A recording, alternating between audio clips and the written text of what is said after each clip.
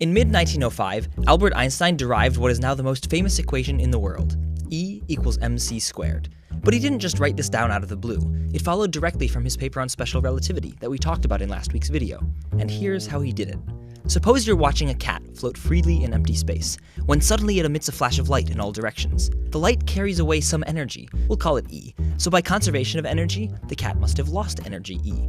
But since the light was emitted symmetrically in all directions, it won't have changed the cat's velocity. So where did the energy for the light come from?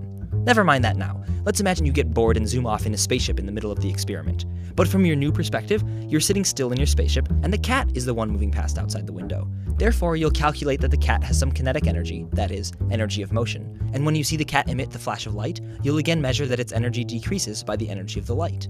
Except now that you're moving, special relativity tells us that time passes at different rates for you and the cat, so you'll measure a different value for the frequency, and thus energy, of the light. This is the relativistic Doppler effect, and for our purposes, it amounts to multiplying the energy of the light by 1 plus your velocity squared divided by twice the speed of light squared. So to recap, if you take off at velocity v, you'll see the cat gain some kinetic energy ke1, then at the flash, you'll see the cat's energy decrease by e times 1 plus v squared over 2c squared.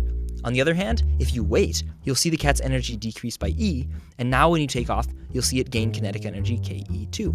But this is silly. You never touch or otherwise influence the cat in either case, so we should get the same total energy at the end. Rearranging, we see that the kinetic energies before and after the flash must be different.